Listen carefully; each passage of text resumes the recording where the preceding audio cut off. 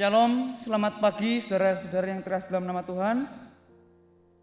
Pada kesempatan yang indah ini kita patut bersyukur kepada Tuhan atas kasih dan anugerahnya yang begitu besar buat kita sampai saat ini, sehingga kita masih hidup sampai saat ini.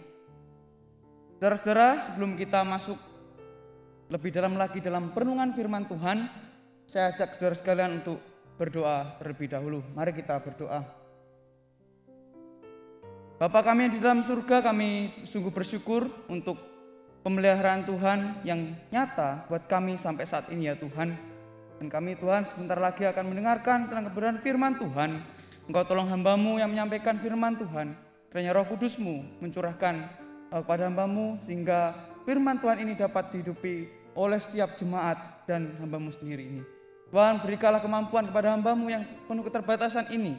Kiranya Tuhan sendiri yang akan di belakang hamba-Mu. Terima kasih ya Tuhan, kami menyerahkan untuk firman Tuhan pada pagi hari ini dalam tangan kuasa-Mu. Hanya dalam nama Tuhan Yesus Kristus kami sudah berdoa. Amin. Saudara-saudara, pada pagi hari ini saya akan memulai khotbah saya dengan sebuah cerita. Pada suatu kisah ada seorang yang bernama Joni. Joni ini orangnya sangat senang sekali dengan budaya Jawa. Secara khusus Joni ini sangat senang yaitu dengan budaya melihat pertunjukan wayang kulit. Suatu hari di desa seberang ada pertunjukan wayang yang diadakan pada malam hari. Kemudian Joni pun pada siang hari, karena perjalanannya cukup panjang, dia akhirnya memulai perjalanannya itu di siang hari. Kemudian saudara-saudara, ketika hari mulai sore dan menjelang malam, hujan deras pun datang mengguyur perjalanan Joni itu. Dan ketika Joni berjalan menuju ke tempat pertunjukan wayang itu, akses jalan menuju ke sana saudara itulah cukup sulit. Banyak halang rintang yang harus dia lewati. Bahkan jalan yang dilewati itu pun jalannya sangat becek karena kena air hujan itu tersebut. Nah saudara, ketika Joni berjalan dengan suasana yang sudah malam gelap itu, akhirnya Joni merasa kebingungan karena dia lupa membawa suatu hal, yaitu lupa membawa senter, sehingga dia tidak bisa melihat kanan kiri. Dia hanya mengandalkan satu pencahayaan dari lampu-lampu perumahan warga itu. Dengan suasana sedikit remang-remang, gelap-gelap, kemudian dia mulai berjalan langkah demi langkah dia lewati. Dan akhirnya saudara, ketika Joni itu berlanjut untuk melangkahkan kakinya, akhirnya dia terjatuh. Dia terpeleset karena licinnya jalan itu. Akhirnya dia masuk di dalam kubangan lumpur. Kita tahu saudara, kubangan lumpur hidup itu ketika kita semakin bergerak-gerak, ketika kita semakin bergerak untuk menyelamatkan diri kita, disitulah kita akan semakin terperosok ke dalam. Dan Joni pun melakukan hal itu saudara. Joni semakin bergerak-gerak dan dia akan semakin masuk ke dalam kubangan lumpur tersebut. Kemudian Joni merasa lelah. Joni tidak berdaya lagi untuk menyelamatkan dirinya. Kemudian dia berteriak-teriak, minta tolong. Tolong, tolong, tolong. Dan kemudian saudara, ketika Joni berteriak-teriak, kemudian ada seorang lewat bernama Pak Budi. Kemudian Pak Budi itu melihatnya dia di bawah dengan dia membawa senter gitu ya saudara. Kemudian Pak Budi melong, "Hei, siapa kamu? Kamu ngapain di situ?" Ya kan Pak Budi tanya seperti itu. Kemudian Joni pun menjawab, "Saya Pak Joni. Kenapa kamu di situ?" "Saya lupa tidak membawa senter dan akhirnya masuk ke dalam kubangan lumpur itu." "Pak, tolong selamatkan saya." Kemudian Pak Budi itu pun melepaskan ikat pinggangnya dan kemudian mengulurkan tangannya kepada Joni dengan ikat pinggang.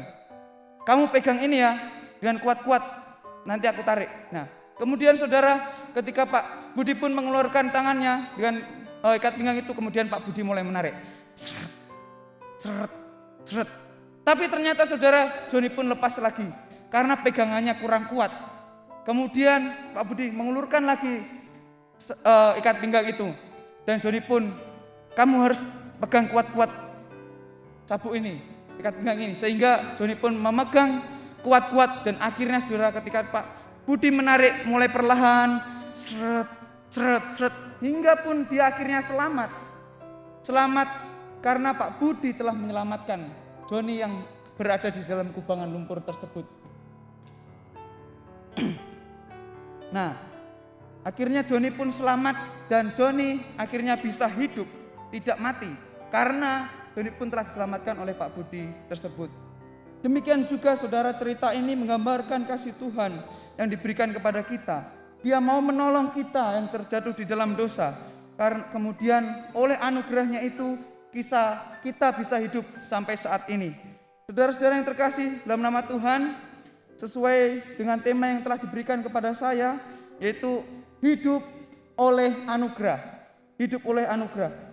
Saudara sekalian, mari saya ajak untuk membaca Alkitab kita yang terdapat di dalam Efesus 2 ayat 8. Mari kita bersama-sama membaca dalam Efesus 2 ayat 8. Saya akan membacakan untuk saudara sekalian ya. Sebab karena kasih karunia kamu diselamatkan oleh iman. Itu bukan hasil usahamu, tetapi pemberian Allah.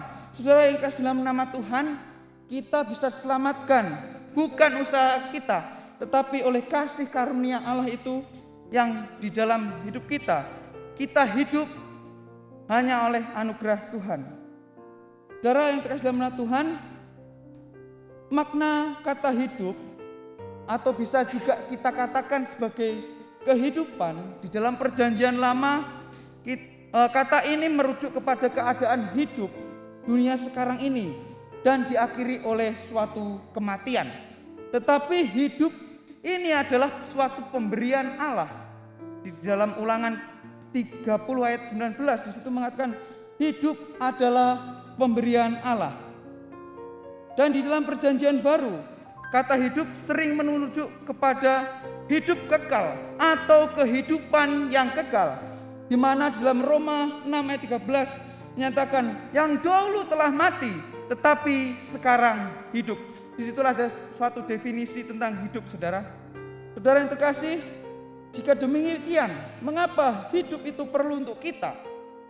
Dan mengapa kita perlu kehidupan ini? Karena kita telah terjatuh di dalam dosa. Mengapa saudara kita perlu diselamatkan? Karena apa? Karena manusia telah terjatuh di dalam dosa. Saudara yang terkasih dalam nama Tuhan, saya akan meminta bantuan saudari Gloria untuk membacakan dari Kejadian pasal 3 ayat 3 sampai dengan 7 dan dilanjutkan ayat 21. Silakan. Kejadian pasal 3 ayat yang ketiga hingga ke-7 dan dilanjutkan ayat yang ke-21. Tetapi tentang buah pohon yang ada di tengah-tengah taman, Allah berfirman, jangan kamu makan ataupun raba buah itu, nanti kamu mati. Tetapi ular itu berkata kepada perempuan itu, kali-kali kamu tidak akan mati, tetapi Allah mengetahui bahwa pada waktu kamu memakannya, matamu akan terbuka, dan kamu akan menjadi seperti Allah, tahu tentang yang baik dan yang jahat. Perempuan itu melihat bahwa buah pohon itu baik untuk dimakan dan sedap kelihatannya. Lagi pula pohon itu menarik hati karena memberi pengertian. Lalu ia mengambil dari buahnya dan dimakannya dan diberikannya juga kepada suaminya yang bersama-sama dengan dia. Dan suaminya pun memakannya, maka terbukalah mata mereka berdua dan mereka tahu bahwa mereka telanjang. Lalu mereka menyemat daun pohon ara dan membuat cawat. Dan Tuhan Allah membuat pakaian dari kulit binatang untuk manusia dan untuk istrinya itu, lalu mengenakannya kepada mereka. Demikianlah firman Tuhan. Terima kasih. Saudara sekalian, di dalam Kejadian 3 ayat 3 sampai 7, ini dalam Kejadian 3 ini yaitu menceritakan tentang peristiwa kejatuhan manusia di dalam dosa. Di sana menceritakan bagaimana manusia telah tergiur oleh bujuk rayu si iblis yang menyatakan bahwa kalau kamu makan buah itu, kamu tidak akan mati, bertentangan dengan kata Allah. Allah saja mengatakan ketika kamu makan buah itu kamu akan mati. Tetapi manusia ini mengikuti bujuk rayu iblis yang mengatakan bahwa ketika kamu makan buah ini, kamu tidak akan mati. Tetapi mata kamu akan terbuka dan kamu akan menjadi seperti Allah. Nah saudara, rupanya bujuk rayu iblis ini sukses. Ataupun sukses karena manusia telah melakukannya. Dan akhirnya saudara, si Hawa pun memakan buah ini dan juga dibagikannya kepada suaminya. Setelah mereka makan buah itu, lalu terbukalah mata mereka dan mereka tahu bahwa mereka telanjang, tidak memakai baju. Yang awalnya si Adam dan Hawa tidak mengetahui bahwa dirinya telanjang, tetapi setelah dia makan buah pengetahuan itu, akhirnya dia tahu bahwa dirinya telanjang. Disitulah manusia terjatuh di dalam dosa. Karena manusia memiliki keinginan, karena manusia memiliki hasrat untuk sama seperti Allah, maka disitulah manusia hilang kendali. Karena matanya telah terbutakan oleh keinginannya itu, dan akhirnya dia pun jatuh ke dalam dosa. Saudara-saudara yang terkasih dalam nama Tuhan, pada ayat 21 tadi mengatakan bahwa Tuhan memiliki suatu inisiatif. Setelah itu maka Tuhan mencari mereka dan berkata, "Di manakah engkau?" Dan ia pun menjawab, "Ketika aku mendengar bahwa engkau ada dalam taman ini, aku menjadi takut karena aku telanjang. Sebab itu aku bersembunyi." Itulah jawaban daripada manusia. Aku menjadi takut karena aku telanjang sebab aku bersembunyi. Dan setelah itu maka Tuhan membuatkan pakaian kepada mereka dari kulit binatang. Nah, disinilah saudara, darah pengorbanan pertama kali untuk manusia dilakukan oleh Allah sendiri. Saudara-saudara yang terkasih dalam nama Tuhan, oleh karena manusia jatuh di dalam dosa, maka manusia menjadi mati dan terpisahkan hubungan antara manusia dan Allah. Yang awalnya memiliki hubungan yang sangat baik, tapi pada akhirnya ketika manusia jatuh dalam dosa, akhirnya hubungan itu antara Allah dan manusia itu rusak. Dan akhirnya manusia tidak bisa menjangkau Allah, karena manusia sudah tidak memiliki keinginan, tidak bisa untuk menggapai Allah, tidak bisa datang kepada Allah. Dan manusia pun terpisahkan dari Allah karena dosa itu. Saudara-saudara yang terkasih dalam nama Tuhan, ketika saya juga membaca di dalam buku Tulip yang di situ mengajarkan tentang 5 pokok Calvinisme, dalam bab pertama menjelaskan tentang suatu kerusakan total, yaitu tentang ketidakmampuan total manusia. Bahwa manusia ketika sudah rusak secara total, maka manusia tidak memiliki kemampuan apa-apa untuk berbuat baik. Kemudian juga dijelaskan di dalam pengakuan iman Belanda, pengakuan iman Belgia dalam pasal yang ke-14, di situ juga mengatakan, membahas tentang kerusakan total manusia yang mengakibatkan manusia itu tidak memiliki keberdayaan untuk melakukan hal yang baik. Jadi saudara, perbuatan manusia apapun, perbuatan apapun yang dilakukan manusia itu adalah sia-sia. Manusia dengan cara melakukan kebaikan untuk menyelamatkan dirinya sendiri, tidak bisa saudara. Karena manusia tidak mampu menyelamatkan dirinya sendiri. Dan setelah itu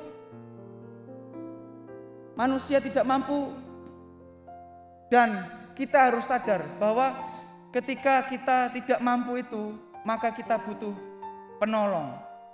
Kita harus sadar manusia butuh ditolong.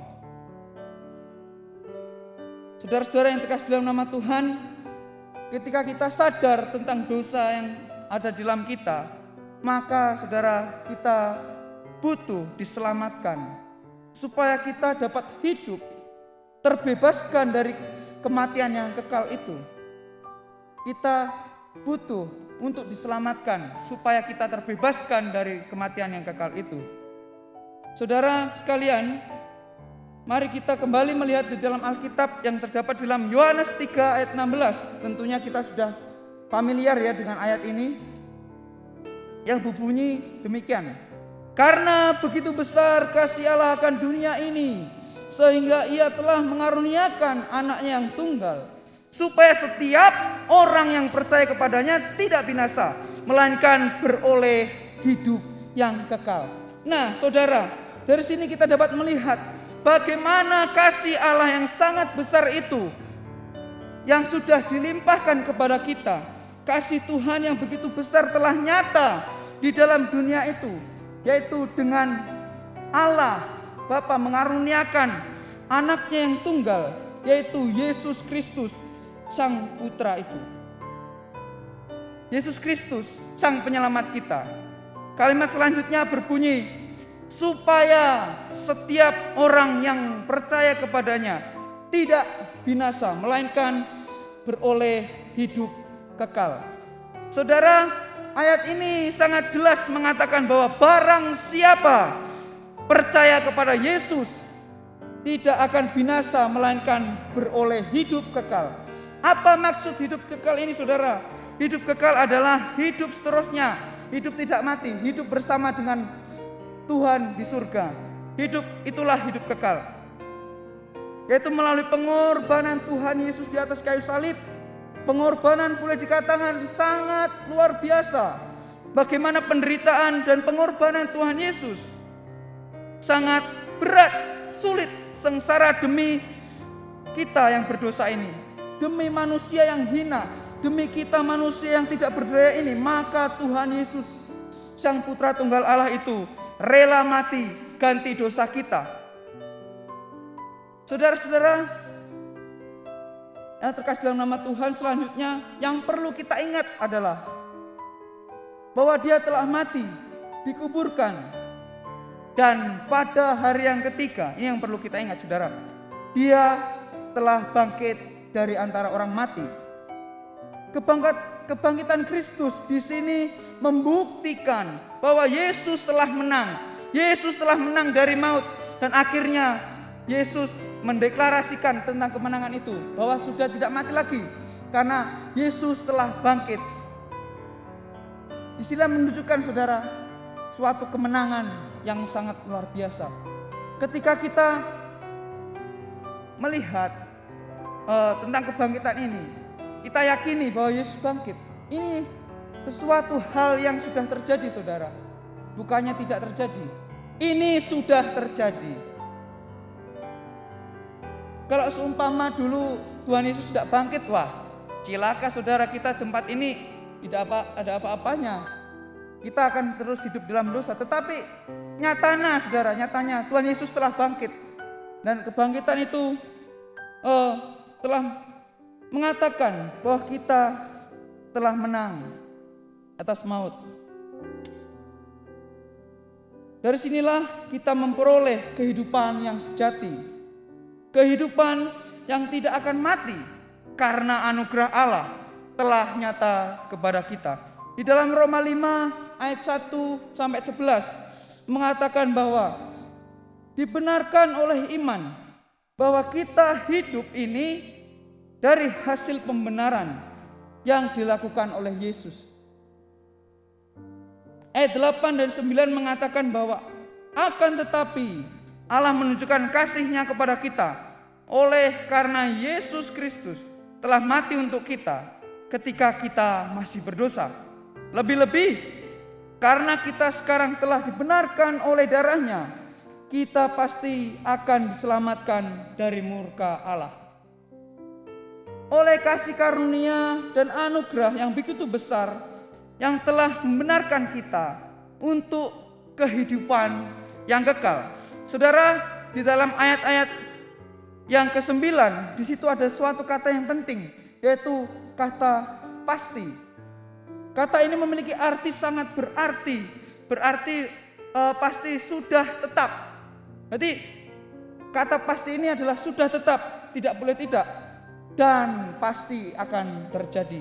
Ketika Tuhan mengatakan segala sesuatu itu, nubuatan Tuhan ataupun perkataan Tuhan itu pasti akan terjadi. Pasti. Tidak mungkin tidak terjadi, saudara. Sini ada suatu kata penting, yaitu pasti. Maka kasih Tuhan, penebusan Kristus itu menghasilkan sesuatu kepastian bahwa kita tidak akan terkena murka Allah.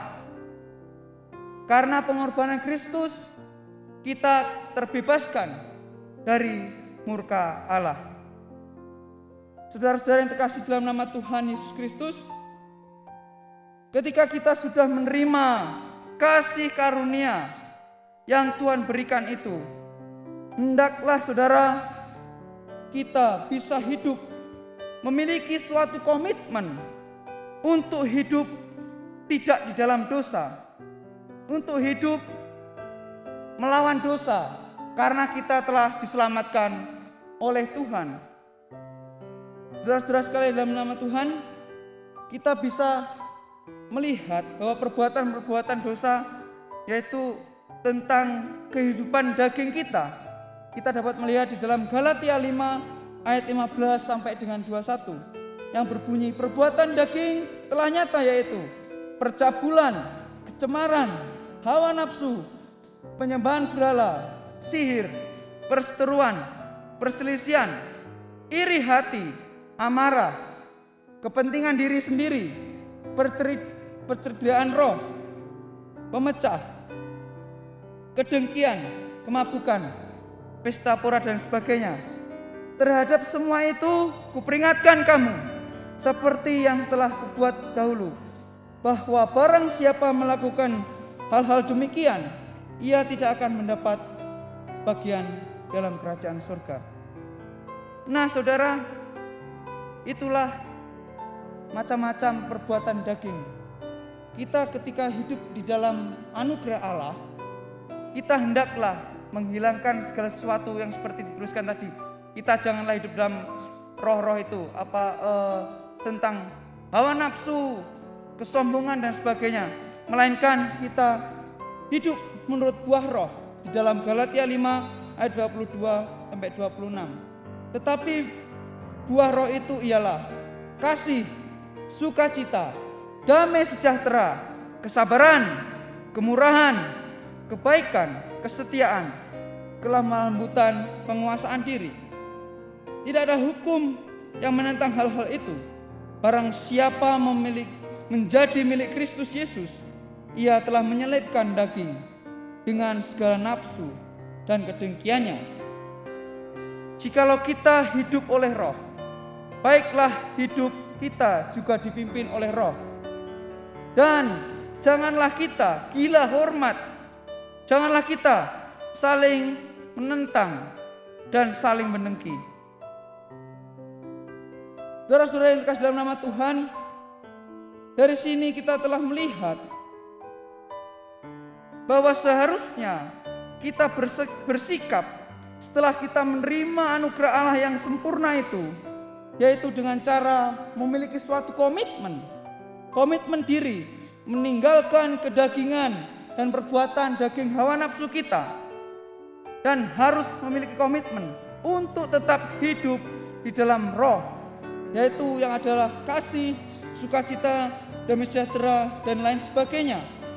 Dan kita memiliki suatu keyakinan bahwa kita mau meninggalkan dosa dan tidak hidup di dalam hawa nafsu itu. Saudara-saudara yang kasih dalam nama Tuhan, dari sini kita akan melihat bagaimana kita memiliki komitmen itu, yaitu yang pertama saudara, kita bisa melakukan dengan cara yang sederhana, dengan cara yang praktis, yang dapat kita lakukan setiap hari, kita lakukan dalam hidup kita, yaitu selalu mengasihi teman dengan sungguh-sungguh, tidak berpura-pura atau hidup di dalam kepalsuan. Saudara-saudara sekalian, kita dapat merenungkan bahwa ketika kita sudah menerima anugerah itu, kita tidak boleh lagi hidup dalam dosa, melainkan kita hidup dalam kasih nyata. Kita harus mengasihi teman-teman kita, tidak dalam kepalsuan. Kita dapat merenungkan ini saudara. Kita benar-benar mengasihi dengan ketulusan, tidak dalam kepalsuan. Ketika kita benar-benar mengasihi, maka antara Yang di dalam hati yang dan di luar itu harusnya sama, saudara. Ketika kita bilang mengasihi kamu, ataupun kita mengasihi saudara-saudara kita, harusnya itulah kasih yang murni, tidak kasih yang palsu. Di depannya ngomongnya, oh iya baik-baik, tapi di belakangnya ngomongin orang. Apakah sedemikian? Kita harus memiliki kasih yang sempurna, kasih yang baik itu dari Tuhan. Kita telah memiliki kasih, tetapi kita seringkali meniadakan kasih itu dalam hidup kita. Marilah saudara, kita telah diingatkan, kita dalam hidup harus memiliki kasih. Kasih yang benar-benar, kasih yang tidak palsu. Mengasihi teman-teman, saudara sekitar, dan secara khusus untuk komunitas Aletheia di tempat ini ya, kita harus memiliki suatu kasih. Kita sebagai hamba Tuhan dibentuk di tempat ini, kita memiliki kasih yang benar-benar sejati, tidak palsu. Itu ya saudara. Yang kedua, kita harus senantiasa bersukacita di dalam Tuhan. Ketika kita memulai suatu aktivitas, kita senantiasa bersukacita, karena bersukacita itu adalah suatu penentu saudara dalam menjalani hari ke depan. Ketika kita bangun tidur, kita sudah memiliki sukacita itu, maka sukacita dari kita itu dapat mentransfer kepada orang lain. Ketika orang lain melihat kita dengan bersukacita, maka orang lain pun juga akan bersukacita. Tapi sebaliknya, ketika kita dengan wajah yang murung, kita tidak bersukacita, kita dengan kondisi yang tidak bagus, maka ketika orang lain melihat kita, maka orang ini kenapa ya? Kok kayak gini? Nah, kita tidak mentransfer kebaikan itu, kita tidak mentransfer sukacita itu, tetapi sebaliknya malah orang itu akan juga tidak bersukacita karena kita. Saudara-saudara yang kasih dalam nama Tuhan, hendaklah dalam kehidupan kita juga bersukacita. Selanjutnya yang ketiga juga saudara, kita harus menang dalam menguasai diri kita. Ini yang sangat-sangat penting saudara. Mungkin ketika kita memiliki suatu keinginan untuk bermalas-malasan, dan akhirnya lari kepada game, lain kepada nonton seharian penuh, dan akhirnya lupa dengan tugas-tugas segala tanggung jawab yang telah di sini, itu dapat membunuh saudara di tempat ini. Ketika kita bermalas-malasan, kita memiliki roh kemalasan itu, dan kita terus memupuknya, maka saudara di tempat ini saudara akan keteteran. Itu dapat membunuh Anda, membunuh saudara-saudara di tempat ini. Kemudian saudara yang keempat, kita perlu mengendalikan diri ketika hawa nafsu mulai datang. Misalnya nafsu makan, nafsu yang lain. Kalau kita memiliki nafsu itu tidak terkendali, maka kita juga tidak akan menjalani kehidupan yang baik. Ketika kita memiliki nafsu makan yang berlebihan, ya akhirnya bisa memiliki suatu badan yang sangat besar, dan akhirnya Anda tidak bisa pede dalam berpakaian dan sebagainya. Kita juga harus menahan diri dalam nafsu-nafsu yang lain, mungkin nafsu kedagingan kita. Kita juga harus menahan hal itu saudara. Dan kemudian saudara, ketika nafsu itu tidak terkontrol, maka itu membahayakan buat setiap kita. Itu akan menyebabkan dampak yang buruk dalam kehidupan kita. Akan memiliki dampak yang buruk dalam kehidupan kita ketika kita menjalankan kehidupan. Ketika kita sudah tidak mampu lagi mengontrol tentang hal-hal kedagingan atau nafsu itu akan sangat berbahaya dalam hidup kita. Dari sini saudara, kita harus memiliki komitmen dan dituntut untuk tetap menghidupinya di dalam kehidupan ini. Saudara-saudara yang terkasih dalam nama Tuhan, pada hari ini kita telah belajar tentang hidup oleh anugerah, yaitu kita harus hidup baru dengan meninggalkan segala dosa-dosa kita, meninggalkan perbuatan lama-lama kita. Kita harus memiliki kehidupan yang baru karena Allah telah menyelamatkan kita melalui pengorbanan Yesus di atas kayu salib, sehingga kita sampai saat ini bisa diselamatkan. Saudara, hari kita telah belajar tentang hidup oleh anugerah. Selanjutnya kita harus memiliki komitmen untuk hidup di dalam kebenaran, hidup di dalam jalan kebenaran, hidup di dalam firman Tuhan, menjalankan firman Tuhan di dalam hidup kita. Itulah menjadi tuntutan kita, saudara. Meskipun banyak halang rintang yang harus kita lewati, namun kita harus percaya bahwa ketika kita hidup di dalam Tuhan, ada suatu sukacita, ada suatu pengharapan yang besar untuk kita dapat menjalani kehidupan itu. Saudara-saudara, kiranya kebenaran firman Tuhan pada pagi hari ini dapat mengingatkan kita, dapat menegur kita bahwa hidup kita telah diselamatkan oleh Allah, maka kehidupan kita harus tetap berjalan di dalam Allah dan kita harus tetap berharap kepada Allah. Kiranya perenungan firman Tuhan ini dapat memberkati kita dalam menjalani kehidupan ke depannya. Mari saudara-saudara, kita akan berdoa. Tuhan, kami bersyukur untuk kesempatan ya Tuhan. Kami telah selesai mendengarkan firman Tuhan. Kiranya firman yang telah hamba-Mu beritakan, kiranya itu benar-benar tertabur dalam tanah yang subur dan akhirnya boleh bertumbuh di dalam setiap hati kita, kami Tuhan. Hamba-Mu telah selesai berbicara, namun firman-Mu biarlah terus bertumbuh di dalam setiap hati kami. Terima kasih Bapa di surga. Kami menyerahkan waktu kami selanjutnya dalam penyelenggaraan-Mu. Hanya dalam nama Tuhan kami Yesus Kristus kami sudah berdoa. Amin.